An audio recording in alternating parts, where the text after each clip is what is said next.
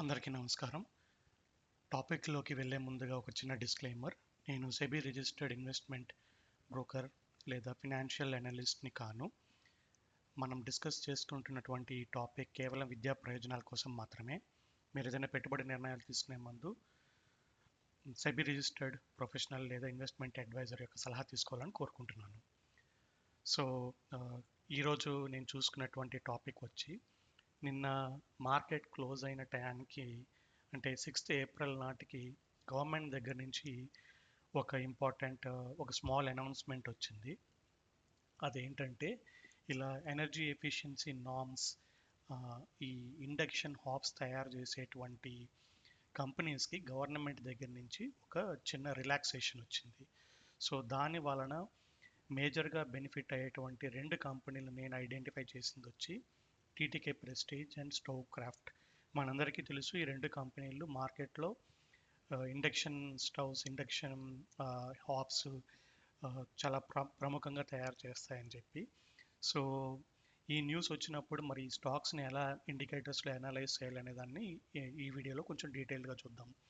So ప్రస్తుతం మీ అందరి కోసం నేను జస్ట్ ఒక మార్కెట్ కంపారిజన్ కూడా చేశాను ఈ కంపెనీల మధ్య. వాటి మార్కెట్ క్యాప్ ఎంత, పిఈ ఎంత, ఆర్ఓసి ఎంత, డిఈ ఎంత అనేది. ఇది నార్మల్గా చేసేటువంటి ఫండమెంటల్ అనాలిసిస్ జనరల్గా అందరూ, కానీ టెక్నికల్గా ఎలా అనాలిసిస్ చేయాలనేది ఈ వీడియోలో చూద్దాం. ఇంకోటి, నేను మన కంటెంట్ రెగ్యులర్గా చూసే వాళ్ళ కోసం నేను ఇంకొకటి ఐడెంటిఫై, ఇది జనరల్గా మార్కెట్లో సర్క్యులేట్ అవుతున్నటువంటి న్యూస్, కానీ నా ఛానల్ రెగ్యులర్గా చూసే వాళ్ళ కోసం నేను ఇంకో కొంచెం ఎఫర్ట్ పెట్టి నేను ఐడెంటిఫై చేసింది ఏంటంటే there is an other hidden gem. ఏంటనంటే దెర్ ఇస్ ఈ ప్యాక్ డ్యూరబుల్ అనే కంపెనీ ఏంటంటే ఇట్స్ అన్ ఓఈఎం. ఈ ప్రస్తుతం మనం డిస్కస్ చేసినటువంటి prestige, TTK and stove craft లాంటి కంపెనీలకి యాక్చువల్గా బ్యాక్ ఎండ్ నుంచి తయారు చేసేటువంటి మెయిన్ స్పేర్ పార్ట్ కాంపోనెంట్స్ అనొచ్చు, లేదా విడి భాగాలు అనొచ్చు, లేదంటే ముఖ్యమైన పార్ట్స్ తయారు చేసేటువంటి కంపెనీల్లో ఈ ప్యాక్ డ్యూరబుల్ అనే కంపెనీ కూడా మనం తప్పకుండా అనలైజ్ చేయాలి. ఏంటంటే ఈ కంపెనీలు సప్లై చేసేటువంటి పార్ట్స్ వలన మిగతా కంపెనీలు వాళ్ళ లోగోలు వేసుకొని జనరల్గా మార్కెటింగ్, బ్రాండింగ్ చేసుకుంటూ ఉంటాయి. సో వీడియోలోకి తొందరగా జంప్ అయ్యే ముందు, సో నేను ఆల్రెడీ చార్ట్స్ ఓపెన్ చేసి పెట్టినాను. టీటీకే ప్రెస్టేజ్ అనే కంపెనీ మనం చూసినట్లయితే మనం ప్రస్తుతం మార్కెట్లో ఈ న్యూస్ వింటూ ఉన్నాం కదా, ఎల్పిజి షార్టేజ్ సప్లై వస్తుంది.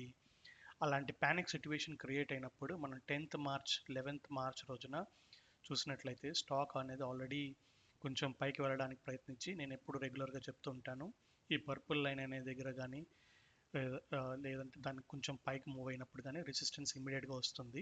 సో అదే మన ఇండికేటర్ ఇక్కడ ఐడెంటిఫై చేసింది.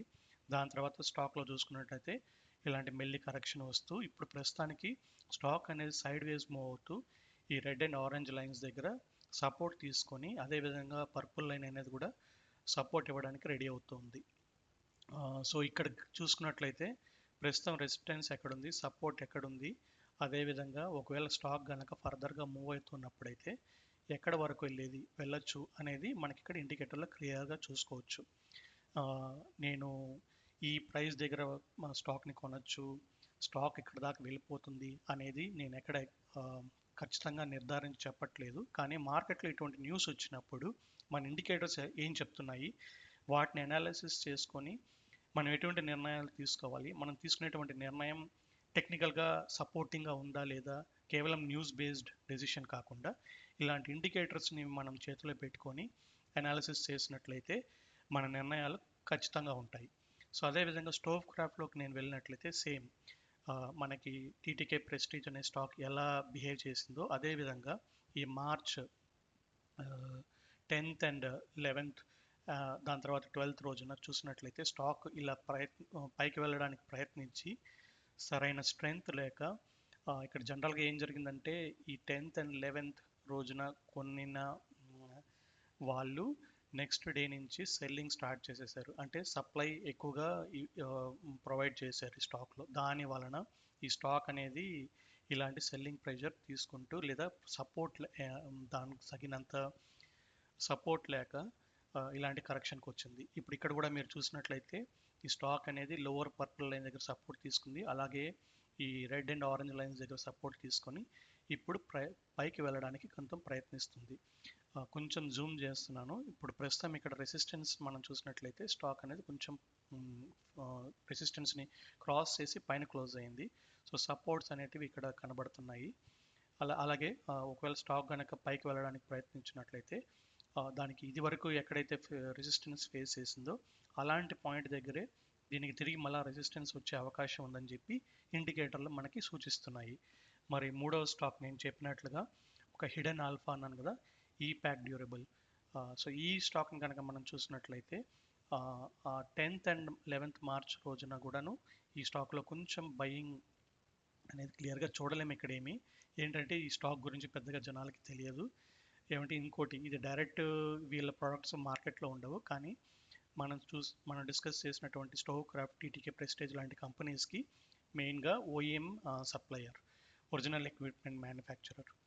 సో ఈ స్టాక్ని మనం చూసినట్లయితే స్టాక్ అనేది ఇక్కడ తిరిగి ఇట్లా పైకి వెళ్ళడానికి ప్రయత్నిస్తూ తిరిగి కిందకు వచ్చి కింద ఈ ప్రైస్ రేంజెస్లో సపోర్ట్ అనేది తీసుకొని తిరిగి దానికి రీసెంట్గా వచ్చినటువంటి రెసిస్టెన్స్ లైన్ని క్రాస్ చేసి స్టాక్ అనేది పైకి వెళ్ళడానికి ప్రయత్నిస్తుంది. సో ఈ విధంగా మనకి ఇండికేటర్స్ కేవలం న్యూస్ బేస్డ్ డెసిషన్స్ కాకుండా ఇలాంటి ఖచ్చితమైన ఇండికేటర్స్ మనం చేతిలో పెట్టుకొని వాటిని అనలైజ్ చేసుకుంటూ ఖచ్చితంగా న్యూస్ వలన స్టాక్లో ర్యాలీస్ అనేటివి వస్తాయి, కానీ మన డెసిషన్కి ఇంకొక ఫ్యాక్టర్ యాడ్ చేసుకోవాలి. అదేంటంటే ఇలాంటి టెక్నికల్ టూల్స్. ఇలాంటి టూల్స్ ఆధారంగా చేసుకొని మన డెసిషన్స్ తీసుకోవాలనేది మీ అందరికీ తెలియజేయాలనే ఉద్దేశంతో ఈ వీడియో చేయబడినది. కంటెంట్ కనుక మీకు నచ్చినట్లయితే spread this awareness to your friends and family members. Thanks for watching.